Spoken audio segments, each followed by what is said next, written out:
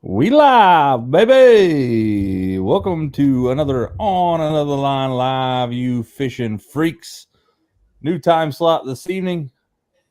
JR and I noticed that a lot more people join at 9 o'clock or after, so we're going to try to do 9 to 9:30 this evening.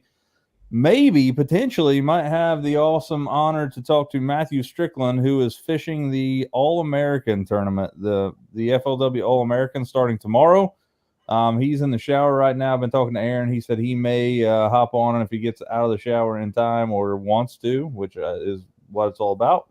But with that being said, after this short intro, we're going to get right into it. We talk about a few things that have happened, what's going on with my boat. We're going to talk about a giant tournament I got coming up soon, and we're going to talk about some summertime fishing. Let's get it. That's a life of a fisherman you wouldn't understand. Something you can't feel on dry land. Gotta get your arms way up in a cage and set the hook on smallmouth bass, and then you'll understand. Gotta get your hands on a Shimano reel and a G-Lumen trying to bet you like what you feel. Step on the deck, give it a whirl. Hello, welcome to my world. What's going on, everybody? We are live. We are pushing a time slot back to 9 o'clock today just to see how it works out. 8:30, it's still kind of daylight outside.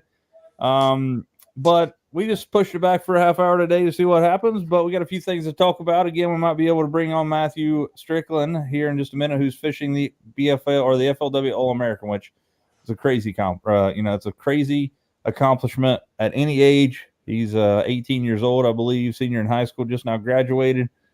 Crazy deal. Larry Slack in the house. What's up, buddy? First and foremost, this episode obviously brought to you by the 5 companies that are there below me and JR: Solar Bat, Columbia, Malone's Marine, Borders, and Picasso. But I want to single out Borders for a second because I want to tell you guys something that you may not be aware of, is that Borders just now bought all of the remaining tackle box, all their stock. Now, what was in there? I couldn't tell you. There was a couple thousand bags of Zoom worms, I'm guessing. Bunch of Strike King crankbaits. There was just a lot of stuff in there. They will be putting that out from time to time as they get through it. Brad's kind of working right now to get that stuff out there. But he asked me to talk to you guys this week about any of you guys that may be interested in the catfishing market, whether that's paylaking or going to the river or going to a private pond or what have you. He's trying to move some catfish stuff right now. He does have some of the new-ish Shimano Speedmaster reels or rods, which are basically like surf rods. And he's got several of them over there. He's also got other brands of catfishing stuff. Got some Komodo reels. Looking at, they have a bunch of Garcia stuff over there.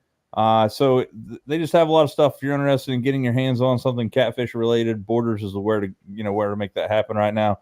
Also, again, over the next month or so, you're going to see a lot more stock at Borders because they bought, again, all of the tackle box remaining stock, which is really cool. But if you need some catfish gear or anything of that nature, make sure you head over to Borders in Summit, Kentucky, and go over there and talk to Brad, and he'll get you hooked up. Yeah, he actually got he got a couple more aisles there. They actually moved all of the archery stuff up and gave him a little bit more room. Lots of Berkeley stuff too, actually. Like a lot of their crankbaits I saw was in there. A whole bunch of them. Bunch of Maxcent still left. Oh yeah, if you're planning on one like we are, there's a bunch.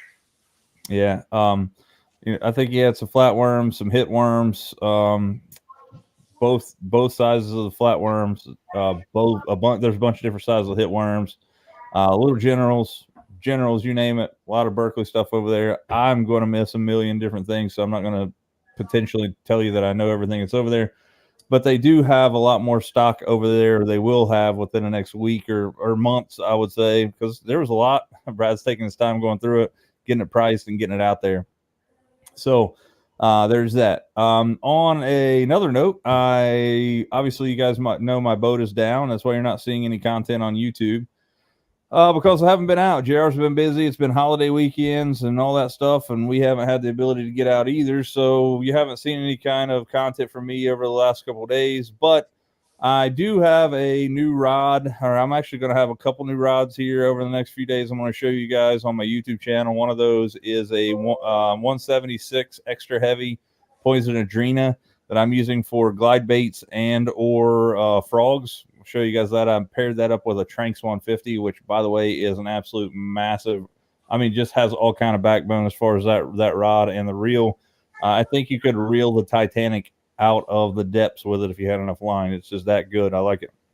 JR is going to be buying a 610 medium heavy Poison Adrena spinning rod that I have, and I'm going to be replacing the 611, right?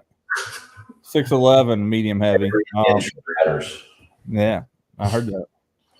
I'm going to be replacing that with a 7-foot medium Poison Adrena spinning. So, that's going to be coming up soon.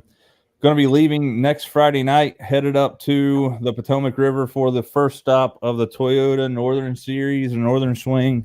Goal is to make the cut. Obviously, major goal is to win the thing, but making the cut will be minor goals. Kyle and I are pre-fishing Saturday, Sunday, Monday, Tuesday. Tournament starts Wednesday, Thursday, Friday. Friday, I make the cut.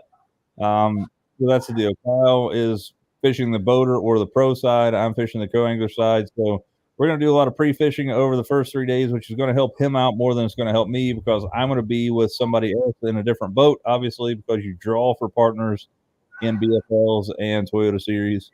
So I'm interested in getting my, this was the first tournament that I've fished as a co-angler in probably 5 years. What's up, kid? How you doing, buddy? But it's I'm excited and nervous at the same time, because it's the first time I've stepped on the back of a boat as a co-angler for I'm going to guess a better part of 3 years at least. Normally fishing out of my boat, but I decided to throw my hat in the ring with a little higher expectations, a little higher payouts. Potentially as a co-angler, I could win about $40,000, $35,000 boat with $5,000 cash. So that would not be a bad 3 days fishing. I can tell you that. That would be nice. Yeah, I mean, it's a small boat. It's like a 18-footer with a 115 or something on it. I would obviously sell the thing, or maybe not, because my boat is down right now. Who knows?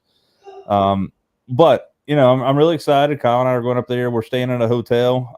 If you guys are ever in the market to go to the Potomac River and fish, there is a lot of things that you need to take into consideration. One of those is Airbnbs and VRBOs are astronomically expensive. I normally like to stay in stuff like that. One, because you have a lot more space. Parking's usually better. You can run extension cords to your boats, etc.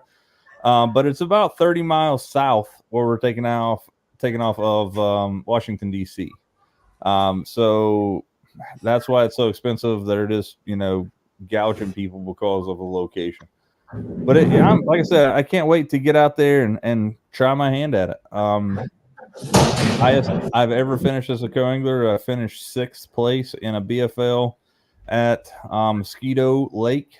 I should have won the thing. Had a 5-pounder get off the boat. Should have, could have, would have. I lost the whole tournament by less than a pound.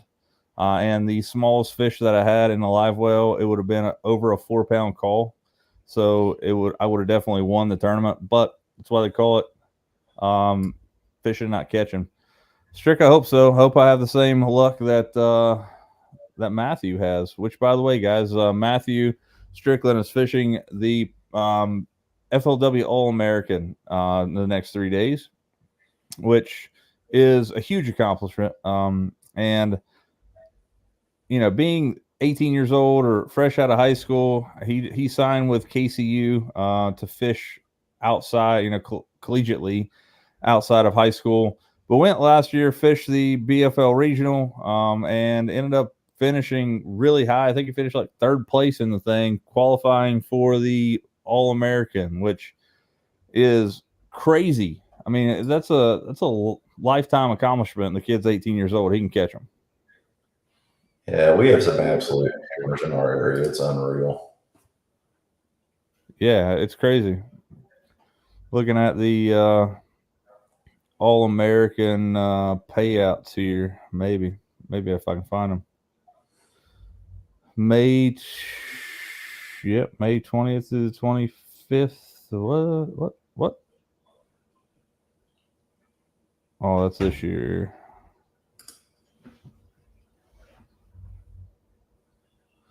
Let's see here. If I'm trying to find the payouts. Payouts are they don't really want to It's a secret.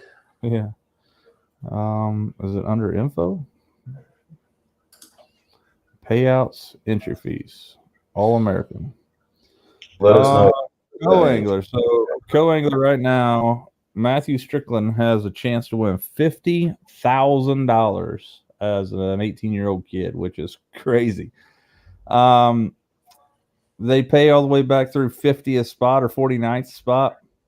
So if he finishes 31st through 49th, he'll win $750. Second place is 10 grand. Third place is 6 grand. Fourth is 5 grand. Fifth is 4,500, and it goes all the way down to 10th place, which is 2 grand.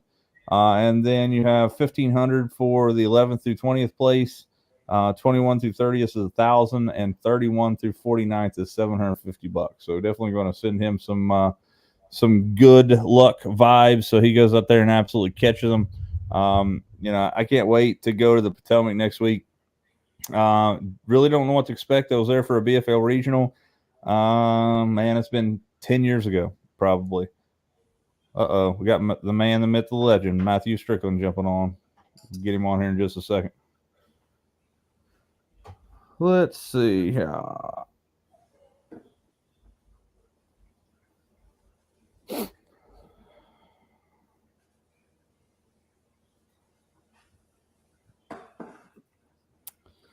up, Matthew? Can you hear us, buddy? Yeah, can you hear me? Yeah, man, we got you. Dude, first off, congratulations making the BFL, BFL All-American, or the FLW All-American. What's going through your head right now? Sorry, repeat that. It was going like 3 different times. I said, first off, congratulations on making the All-American, but what's going through your head right now the night before the tournament? Well, thanks for that, but I don't know. It's gonna be tough. It's gonna be real tough. I'm excited, but yeah. So you're fishing Cherokee, right? Yeah.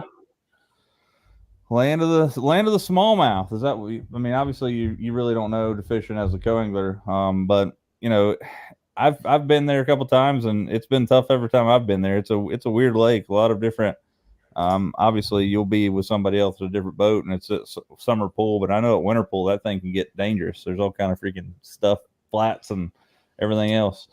I guess it's up 10 foot right now. Really? Yeah. Have you been practicing down there, or you just get down there? Yeah, we've been practicing. Ain't doing too good. Really? Good. I think we got 3 fish.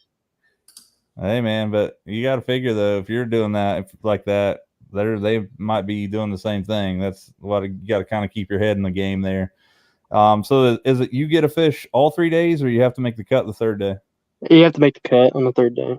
How many did they take? The top 25 or the 10? Top 10. Oh, top 10. That would be all right.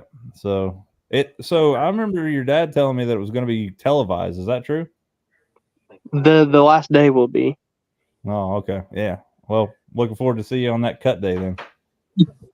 Get out there and chunk and wine, man. Like if somebody's gonna win it, might as well be you. That'd be nice. Boy, would it ever. Yeah. So stepping back your journey to get to the BFL, obviously you fished the FLW BFL series and you were trying to get into, I mean, the goal is to make the All-American. So you're there. So you won, or so you finished third in the regional. Is that right? Got third at the regional. At the Potomac. So I was telling your dad there a second ago, I'm headed there next week for the FLW Toyota Series. Yeah, So hopefully I can, what'd you say, JR? I said, give Tyler some info there. Yeah. It's the complete different time of year, but Yeah, you fished the fall, right? yeah. Yeah. I mean, Yeah. I can still try to help you. The tidal water is weird. And again, you know how it is as being a co-angler, is you're at the mercy of the person you draw. So, and I really do think as a co-angler that you have to have luck of drawing people that have some idea what's going on. I've been in BFLs with people that, fished a BFL with a guy in St. Clair that we both blanked. And I don't know how you do that on Lake St. Clair. I think you can fall out of the boat and catch a fish at Lake St. Clair. But we both blanked at a tournament in St. Clair, which was, we were fishing way offshore and we just went offshore, put the trolling motor down and drifted the same spot all day and never caught a fish. So, it's all about knowing people that or drawing people that are familiar with the area where I've found fish. And the Potomac, from what I hear, is, there's a lot of fish there. Tidal water. It's unbelievable. Yeah. How many fish are in that place? I'm hoping so. I was and again, I fished a BFL regional there 10 years ago, and a guy had me deep cranking some stuff out in the middle somewhere. He caught 1 6-pounder all day, and that's all he caught. But I mean, obviously there was some fish there. Good one to pick. Huh? That's a good one to pick. Yeah, but 1 6-pounder is not going to win you a tournament. There's a lot of grass in there. My boater literally sat on one grass mat and probably caught 50 or 60 fish a day off one grass mat. Never moved. That's awesome. Jeez, that's crazy. That's what everybody did, really. Yeah, I've been checking out some stuff on YouTube and things, and it seems like people right now are catching them on chatterbaits and moving stuff. So I'm pretty excited to get up there and try to get my feet wet down there. Hopefully not literally, but it looks like the weather's going to be good. It's in the mid 70s the whole week with no rain at this point. But we're going to get there and try to check out the tidal water. There's always it's weird. Like you might be fishing stuff that have fish on it in the morning, and you go back to try to get those in the evening, and there won't be any water on it. Honestly, it's not as bad as what people say it is. People say it's really, really bad. I didn't really have that big of a problem with it, but there is a couple spots that, when the tide was high, was a lot better than when it wasn't. Yeah. I think that some spots you don't have to worry about the tide, but other spots it does matter. Yeah.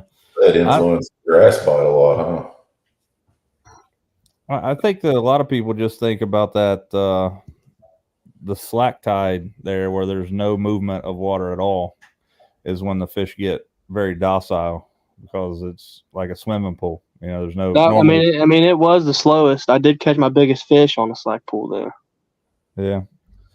Yeah. So what was your weight for the tournament there at the Potomac?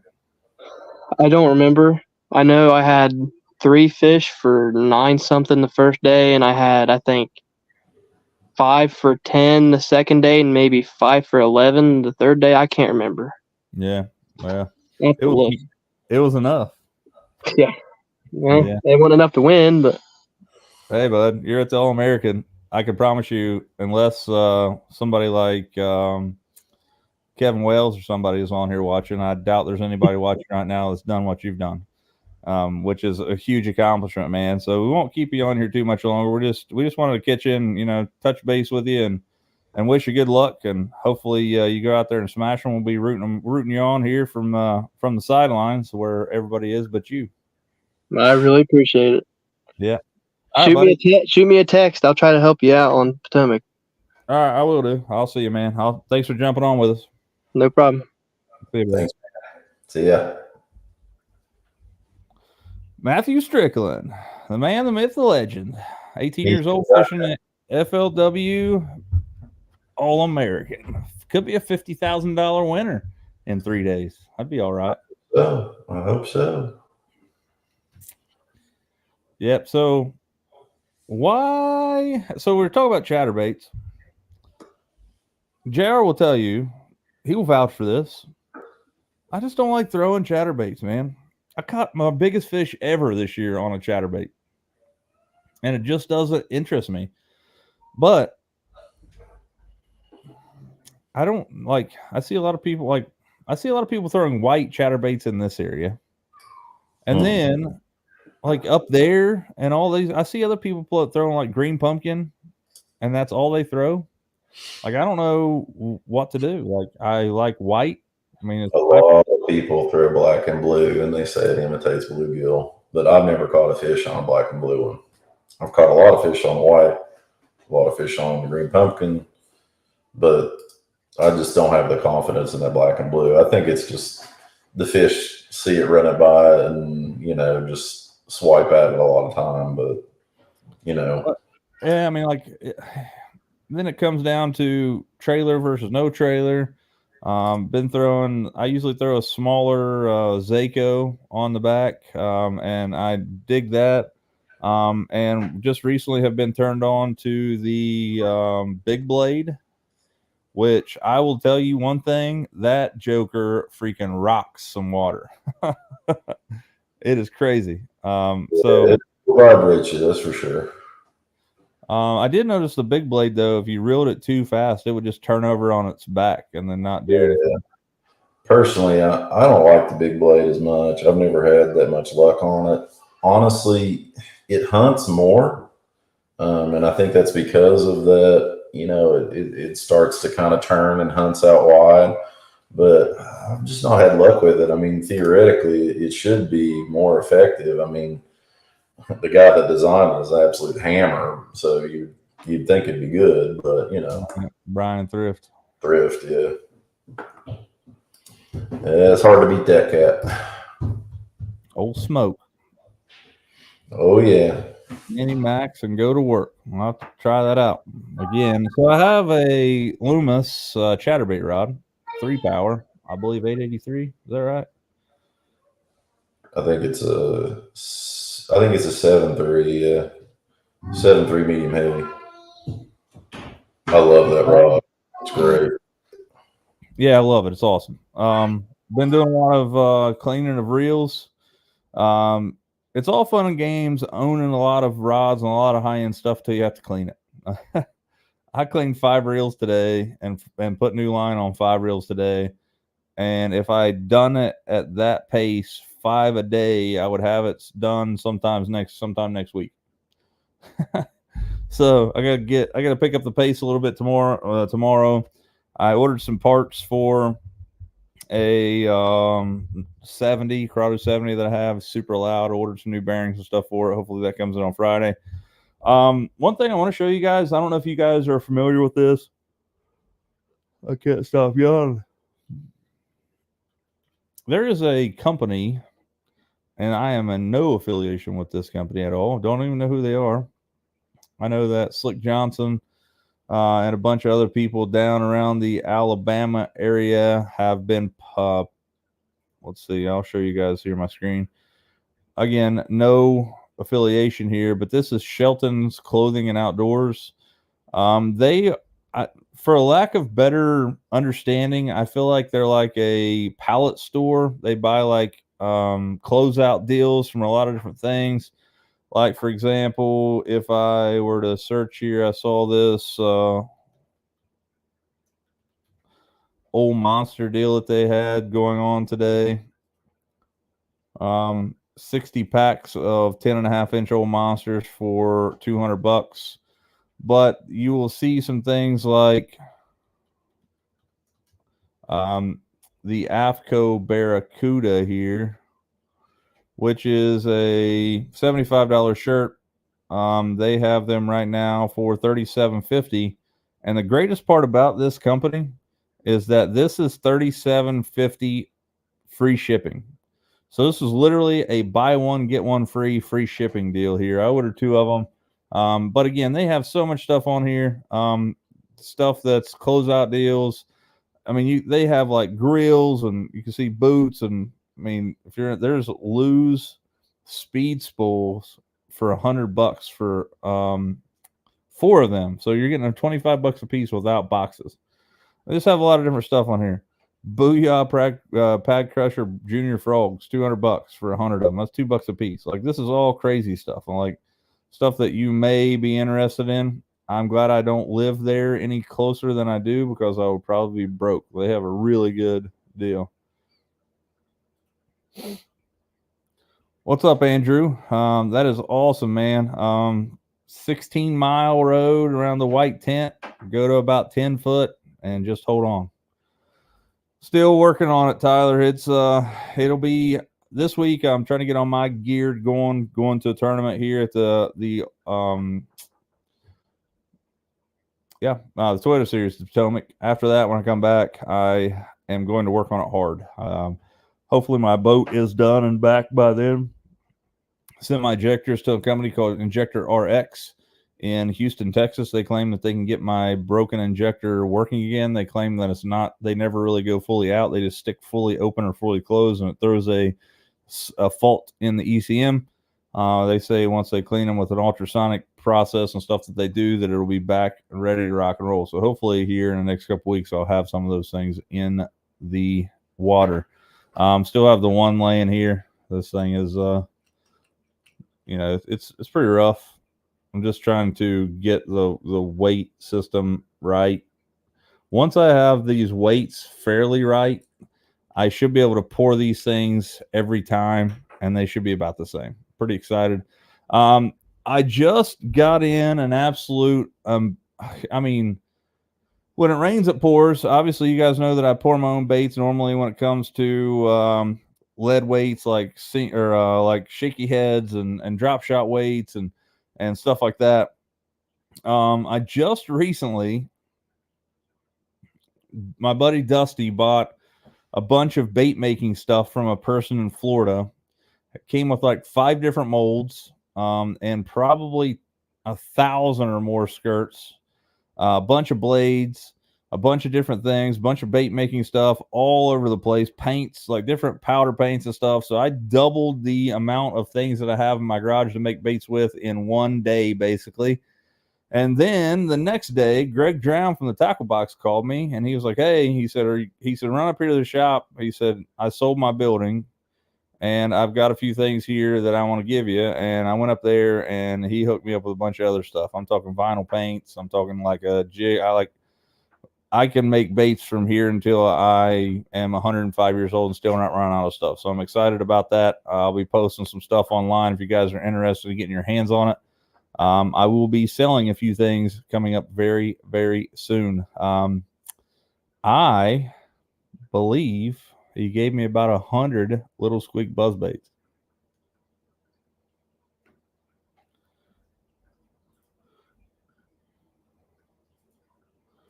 You are muted, JR. I said, "Oh yeah, those are some great buzz baits." Did you get any of the 4th ounce? Yeah, that's the ones I got. I got 100 of them. Probably 100 in there, I'd say. That's it. Yeah, Tyler, like I said, just get a hold of them if you go fishing, especially throughout the week. I'm off now as a teacher, so I'm off all summer. But with that being said, I am really excited to head over to the Potomac, do some fishing this week. I am going to be making some shorts video this week showing about my tackle and storage and all that stuff, what I'm planning on taking. And the hardest part about being a co-angler, in my opinion, is what to take to a tournament. Normally, I know roughly what to take. If I'm going to Lake St. Clair, I need a drop shot, I need a Ned, swim bait, maybe a crankbait. That's probably it.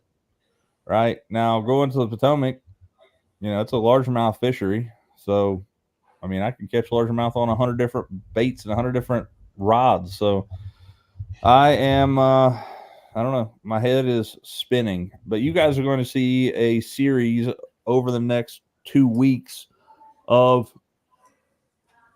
me my process of going there, fishing my very first Toyota Series as a co-angler, talking about how to get there. We're going to talking about, showing me getting there. You won't see a ton of footage on the way there, probably, unless I can get Kyle to run the camera, because I will be driving from my house, my truck, pulling his boat to Potomac, up in Maryland, Marbury, Maryland. We'll be fishing there for 4 days. Let's Saturday. Oh, 4 days. Saturday, Sunday, Monday, Tuesday. Tournament starts on Wednesday. So you're going to see those things. A lot of boaters, though, are kind of leery about running cameras on their boat. So if my boater doesn't want that to happen, nothing I can do about it. It's their domain. I can't say, but I run a YouTube channel. They're not going to care. But to my defense, I think in the Toyota and most of those bigger tournaments, they have to run a GoPro anyway. So, shoot, man, I'd be like all for it. You're just, recording what's happening while. Well, most people are saying, like, it'd be like me, if you had, it really doesn't matter for me, because I don't even have 5,000 subscribers yet, which I'm closing in on that, by the way. Let me check and see where I'm at right now. 4,902. Oh yeah. So 5,000's in the sights. Close. But most people are like, if you had something like you had a couple million followers and you were going to a honey hole that you knew about on the Potomac that not a lot of people knew, I get it. Yeah. But it is what it is. I'm going to ask the person if they don't care. I'll be running a chesty camera for the whole entire thing. And you'll see the whole deal. If not, you'll see before and after the tournaments, and my ride home, which hopefully is Friday night late. That's the goal. My goal is Friday night. Hopefully not. I hope I'm not home by Friday. So we'll figure that out. I really don't know anything about that fishery. I've never heard about anybody really fishing it. And it's, from what you're telling me, it sounds pretty awesome. If it's grass and grass mats, and that's my favorite way to fish. So yeah, I hear it's just chock full of fish. Couldn't tell you, because the 2 days that I was there, first day Potomac regional, I go there, I get paired with this guy who's got me way out in the way out cranking, and I at that point I don't even know if I own a 5 or 6 XD. Couldn't tell you if I did or not. I know I didn't have one with me. We're out there. I'm throwing like a 1.5 and 30 foot of water, and nowhere, just basically peeing up a rope at that point. Second day, I can't get a hold of my boater, and it's 9 o'clock at night. So the way it happens is in those regionals is you draw a different partner every day. So when you draw a different partner, obviously a different boat, probably going to be different fish in different areas. I get the guy's name via text message. I call him, no answer. I wait about an hour, call him, no answer, shoot him a text. I'm like, hey, man, I'm trying to figure out what we're doing tomorrow so I can bring as little gear as possible. And I never heard anything back from him. 9:30 at night, I call the tournament director. I was like, hey, man, I haven't heard from my boater. I don't know what's going on. This guy says, well, let me try to call him, see if he answers. And he calls him, no answer. He said, I tell you what. He said, here's the deal. He said, just show up at the ramp tomorrow. He said, and we'll go from there. And he said, if this guy leaves you high and dry, then we'll let you take the FLW boat. Sweet. So I was like, all right, I'm in. So I'm laying there in bed. It's 1 o'clock in the morning. My phone rings and it's this dude. I was like, it's 1 o'clock in the morning. He was like, well, I'm on my way home. I just want to let you know. I was like, on your way home? He said, yeah. He said, my boat broke today. My hot foot wouldn't work. We just had to idle everywhere. I said, okay. I said, so you're just going to like leave me out here, no man's land. I fished my rear end off for 5 tournaments to get here, and you're going to cut me out of not fishing day 2 because your boat's broken. I was like, I don't care if we put the trolling motor down and fish around the dock. Let's go fishing. And he was like, I'm just going home. Okay, buddy. Which is a big deal when you're fishing those tournaments. Even BFLs, if you don't go back for the second day, you can be disqualified and kind of blackballed from FLW events going forward, which is the way it should be. But anyway, so I wake up the next morning, 5:30, headed to the ramp, and I get a phone call from this guy who's my boater. Tells me he's at the ramp. So he turned around on the way back. And he's like, we're just going to idle around the ramp and try to catch some fish. I was like, okay, no problem. Fine with me. It's better than, at this point I was kind of bummed because I was like, I'm going to get a fish however I want to fish out of a $100,000 Ranger boat at this point. So anyway, we get on the boat and I'm digging around in there and he's like, oh, my hot foot won't go down. And I'm not lying to you one bit. I shined my cell phone light down there behind it and there was a snuff can wedged in behind it. And it wouldn't let his hot foot go down. So I threw that backer can out of there and I was like, your hot foot's fixed. He's like, really? Yeah, we got on pad and we never caught a fish the rest of the day. So it would have been better if you just say it that way. You save gas at least. Yeah. Oh gosh, it's not fun. Yeah, it's not fun. But anyway, guys, next week is going to be tough for me. Obviously, we'll do it live from. I'll do it from Maryland down there. I should have some cell phone service down there, or I'll be at the hotel. Probably push it back to 9 o'clock again next week. That way, me and Kyle will be on the water most of the day, get us some grub and stuff, so I can come back to the hotel and get it going. Give you guys a little update about what we found, what we're doing, and then we'll go from there. You guys will see some videos popping up on YouTube. Showing about my process of how it's going to go down fishing the biggest tournament series of my entire life. From the back of the boat. That's right. Greatest thing about that is I don't have to really, me and Kyle will be pre-fishing and try to find him some fish, but my goal as a co-angler pre-fishing with Kyle is to find some baits that they will hit. That's my goal. We shall see. One place to hit them, another. Yep, that's the deal. I think my chair's about to break. Look at it's like slanted. It is. It is very slanted. Could be my camera too. Who knows? But anyway, guys, we got about that 37-minute mark. We're not going to keep you guys in here that long. We don't have a ton of stuff to talk about. Got some stuff coming up next week. Look for some YouTube videos coming up. JR and I will be getting out on the water as soon as possible, either in his boat, my boat, or both. And we will make it happen here very soon. Got that water temperature rising right now. I'd be grabbing that Carolina rig and throwing that big old monster worm. That's my favorite thing to do in the summertime. Yeah, hopefully they'll be chasing for a little bit longer. We'll find out. Yeah. All right, guys, if you can, get out there and check out some of our sponsors for sure. Solar Bat, Columbia. Go down and check out that new icon that Malone's Marine has. I've done a video the other day about it. There's two different people on the planet. There's people that think you're an idiot for buying a $100,000 boat, and there's people that think if you have the money, do whatever you want. And I'm kind of like in that second camp. I understand why it's expensive. $120,000 boat. Could I afford one? No. If I had just like FU money, would I buy one? Probably, because it's the best of the best, I think. But it is what it is. It's funny how people just get torqued up over no reason. Like it's like I'm telling them to buy a $100,000 boat, and that's the only option they have. Mm-hmm. So get twerked. That's right. Get turned up. But anyway, guys, we'll see you next week. You guys will see some videos coming out. I'm going to show you guys some new rods that I have. I'm going to show you guys what I'm taking to the Potomac. And after that, you're going to see the action of the Potomac. Hopefully my boater will let me pack a chesty camera on the boat and we can get after it. So with that being said, you guys know what to do. If you can, get out there and lean on them. We'll see you next time on Another Line. See y'all.